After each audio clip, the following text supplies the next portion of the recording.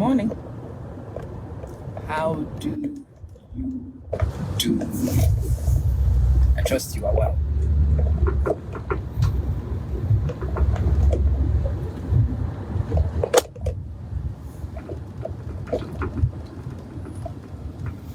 I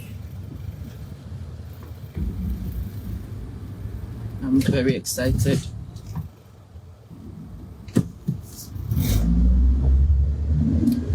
to have you on this morning.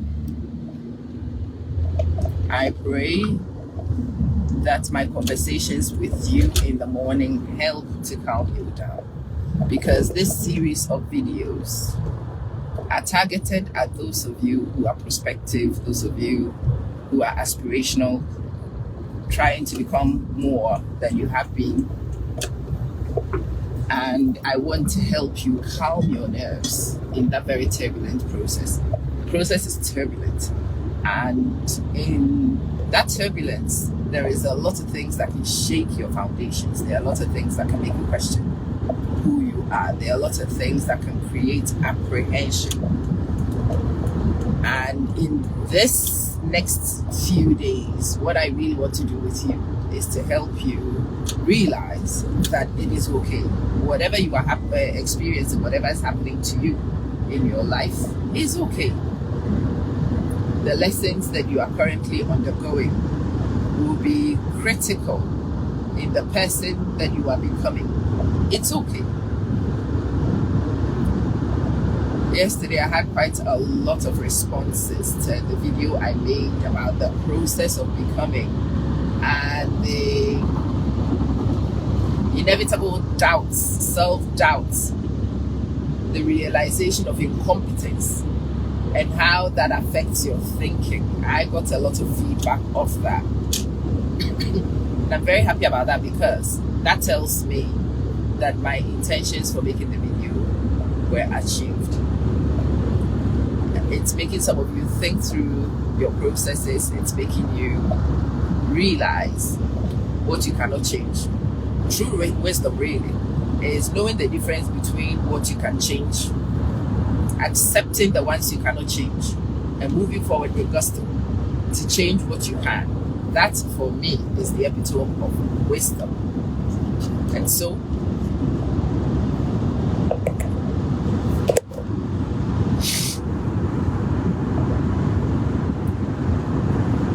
if I am able to help you do any of those, if I'm able to move you to live more calmly through your storms, then I would feel that my purpose is served, and it will make me feel great. It does make me feel great. So this morning, the title is It's Okay. It's okay that you've messed up a few times. It's okay. Who hasn't? Those who haven't are the ones who've never tried, or those don't have any right to point fingers at nobody. Anybody who's tried before has hit an episode of failure before. Anybody who's tried would have gone through the stages of becoming, and so they understand all these things around self-doubt, around the disappointment, and the rest of it. Usually, in hindsight, you will understand the reasons why you failed. There are many, many moves that I wanted to make desperately at particular points, especially in my career. And many of those moves did not check out. When those moves did not check out, I was really upset.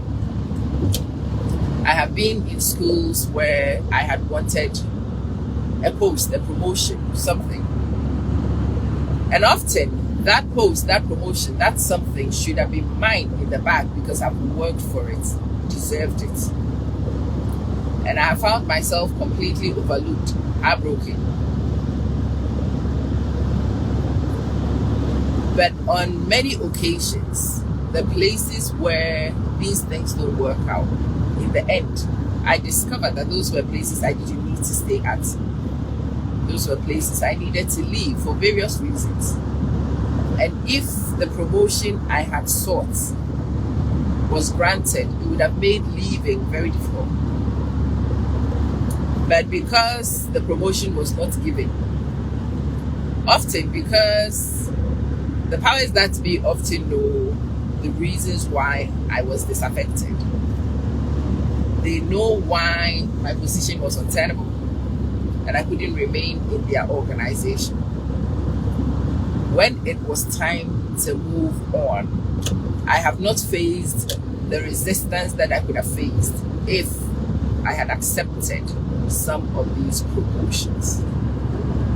And on those occasions, I have been grateful that I had not been given these promotions that would have been traps for me. Today, the screen is not dynamic at all. Don't see any names, don't see any comments. So when you are on, hello, salamu alaikum, good morning.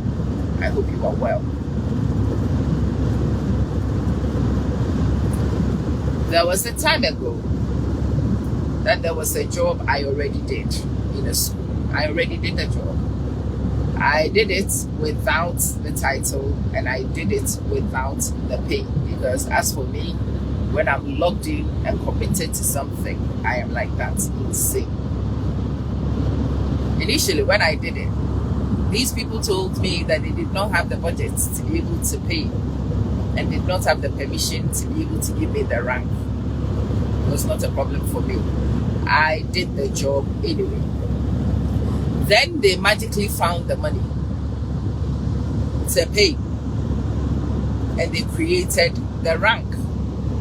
And it was widely expected, considering I was already in the role, that it would have just been a confirmation and acknowledgement and just move on. And I was doing a superb job at it. Thank you very much. But they decided that they were going to have an open recruitment process. That in itself made me think, when you have an internal candidate who's already in place, who's already effective in the role, isn't it funny that these guys want to have an open recruitment? I realized they wanted to see what was out there. So I'm like, okay, touche. No worries. Against my better judgment, I put myself forward as one of the candidates for this role that I was already in. And I went through a lot of the process. This has not happened just once in my career, by the way. It's happened a few times. I went through the process.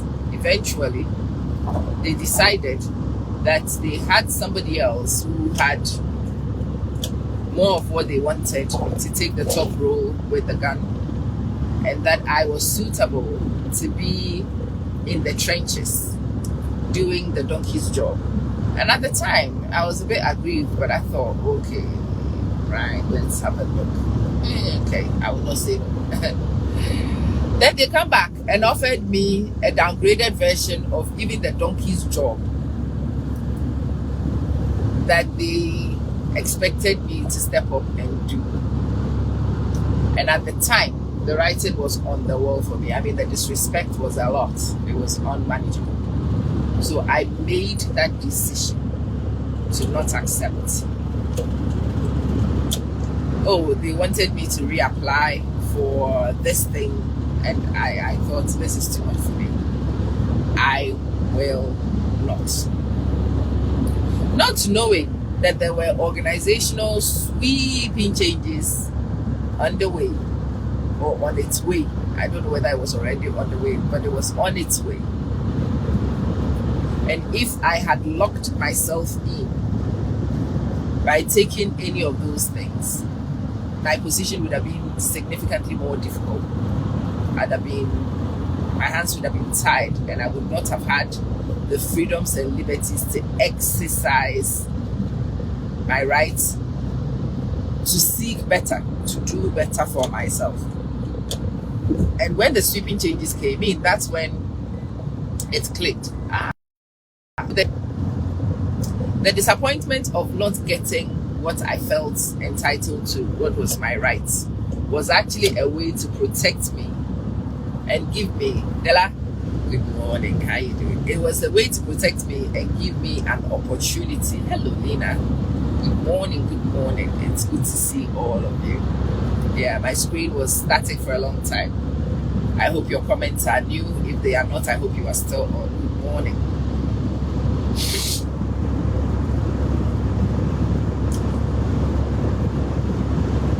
I would have been locked in when the sweeping changes were happening. I would have been in a very vulnerable position of being answerable to those who were already on their way out and be seeming loyal to those people, which would have made it very difficult for the new people who were coming in to see me as a neutral. At work, it is always better to remain neutral, for you not to swear any serious allegiances to anybody, to work with fidelity for those who are in position, but to not swear and be seen as a faithful to anybody. Because if you are seen as a faithful to somebody, when those management positions change and the new people come in, smart new people will always get rid of the faithfuls of the old. They would. And I was thinking through, okay. Not getting this thing helped me to avoid this faithful position, because I was not even a faithful. But I would have looked like a faithful. I would have looked like a faithful easily. So it's okay. Whatever is happening to you right now is okay. You don't understand it yet, but in the grand scheme, you will understand it. And eventually, when everything unravels and you understand, you will discover that it all happens for your good. Even the interim pain is for your good.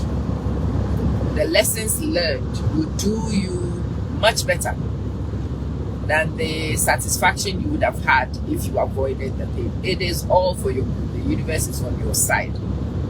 It does everything you need to help you to win. And sometimes your win is a lesson. Sometimes your win is a no. Sometimes your win is removal from a place for your own well-being. And for that reason, it is okay. You started a business and you don't know where the business should be going. It's okay. It's okay. That one too will fall in place in the end. It will. You are at positions in your life where it's not ideal. Your partner is an infidel. Listen. The thing with infidels is that you don't want to be bound to them. Again, you don't want to be you do not want to be seen as bound to an infidel. And so it will be the infidel who will exert themselves and betray you totally, so that they can confirm themselves as infidels to you, so that you can also readjust the way you position, so that your fidelity to them, your desire to stand by them, to put everything on the line for them, might be duly considered. Yeah, finding out you are with an infidel is actually a great gift. Many people live with infidels who don't know. That is the worst thing that could possibly happen. To be with an infidel, to go all in for an infidel when they are not for you. So knowing, confirming that the person you are with is an infidel, so that you may adjust your expectations and you may adjust your positioning and your strategy for engagement, is one of the best things that can happen to you. When it does happen though, there is the betrayal, and obviously that brings pain. I'm not going to sit here and say there is no pain. Of course there is pain, but that pain is only in the interim. In the long term, it will serve you a lot. I've told you many stories of women who have been left behind, women who have been kicked on the curb, women who had to sacrifice their lives to be with their infidels, and the infidels actually exerted themselves to be detrimental to these women, forcing these women to realize that they are on their own truly, and forcing these women to grow a spine because they've got to hold their own back up. Their own backs have to be held up. Yeah. It's not a nice process. Of course, it's not a nice process. It's an awful process. But I've also seen many of these women, often 5 years after this event has happened. And after the 5-year mark, when you meet these women, they have been forced to become autonomous. They have been forced to become independent. They have been forced to find a career, to find a job. They have been forced to start businesses. They have been forced to get their act together. And when they have finished crying for the minute and they have worked to get themselves together, most of these women are in much better positions than they were before the exertion happened. And a lot of them are willing to admit to that. And some of them are grateful, very grateful, in comparison to the old life that they had left. The new life is awesome. And when you look at it that way, you've got to be grateful. You've got to be grateful for what works. There was a brief pop of messages and then we've gone static again. What are these two idiots doing? Look, it's too early in the morning for your nonsense, huh? You don't want any foolishness on the road.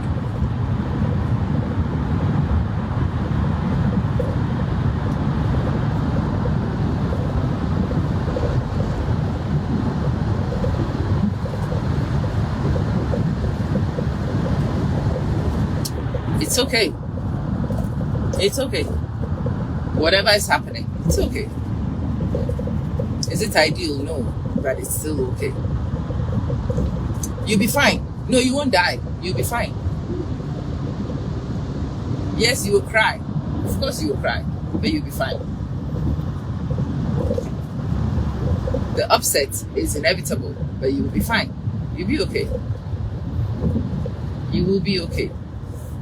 I've never been this humiliated in my life. You will live. You will live through the humiliation. Believe me, you will. You'll be okay. This is the greatest stress of my life. Yes, you will learn some things about your character in this season. It will serve you well. It will serve you well. Everybody has abandoned me. I'm on my own. Great, because sometimes you need to shed your weight in order to be able to propel forward. A lot of us carry excess weight.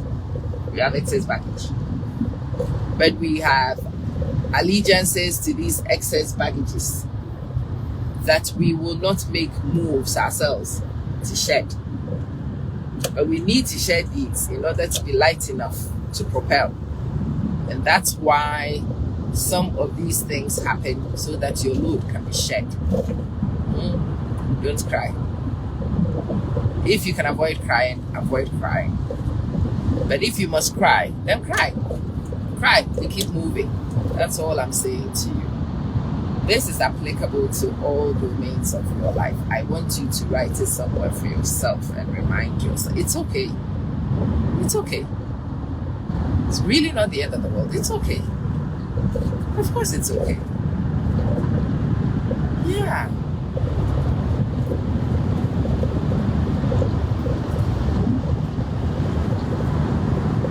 It's okay.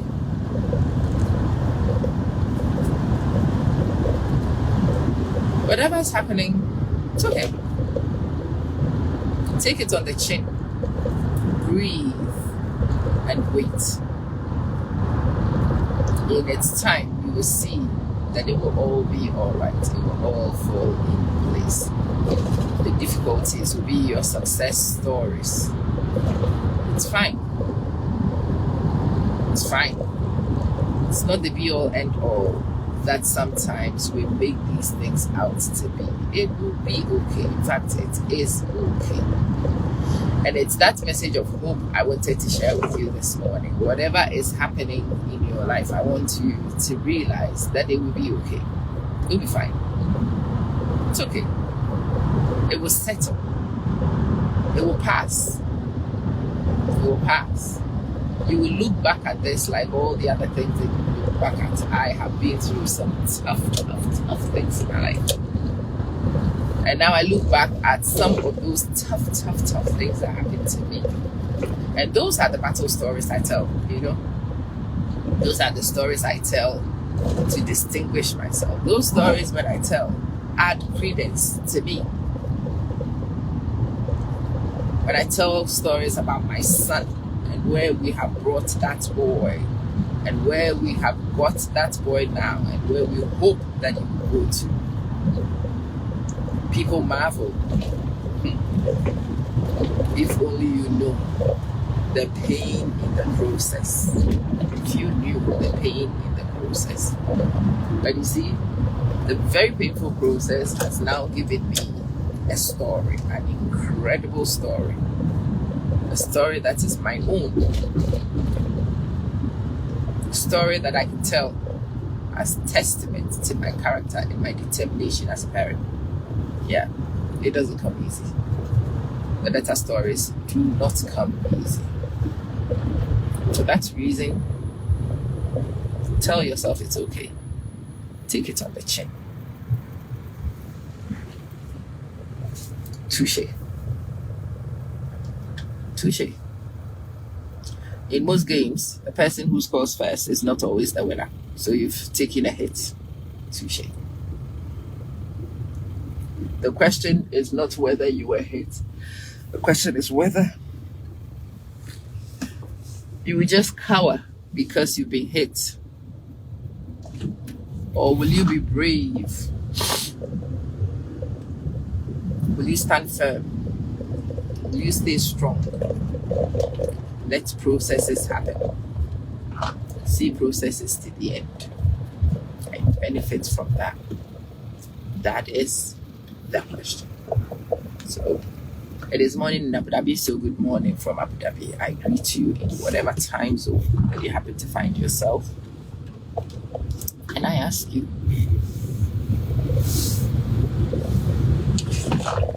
to calm your nerve, to hold your nerve,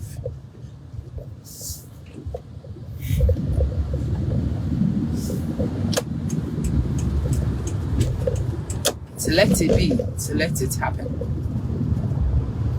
to trust the process, even in the madness, and keep going. And the mantra for you through it all is it's okay. It will be okay. It's okay. Whatever's happening right now in your life, it's okay. Even the things that are not happening, it's okay.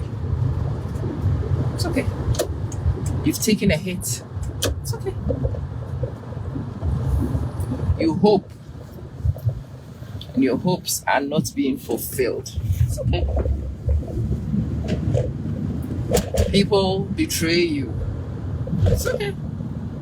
At least you know where you stand. It's okay.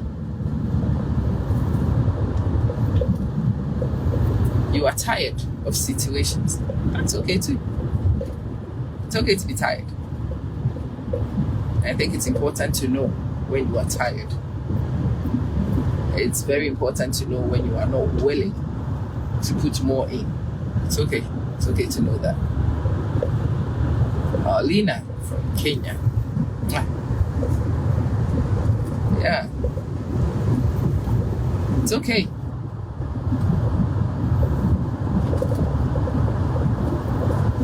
I was ill a week and a bit ago. And the illness was awful. But when I went back to the hospital and I stood on the scales and realized I had lost 3 or 4 kilograms in 4 days. That was very cool. Yeah. Nope. I would not wish for the illness. When you sit down and you review its effects, it's all okay in the end. So that's what I want to share with you this morning. It is okay. Calm down. Whatever is happening, breathe and know that it will be okay. And once you know that it will be okay, I need you to move forward with everything you have, trusting that it will be okay. I want you to give it everything you have, all you are, push in, knowing that it will be okay. I want you to relax and not stress, and don't fret, because it is okay. It is okay. You just don't know it yet. But eventually, it will be okay, and you will know it. Have yourself a fruitful day. I'll see you guys in a bit, hopefully on my way back out of work today. Yeah.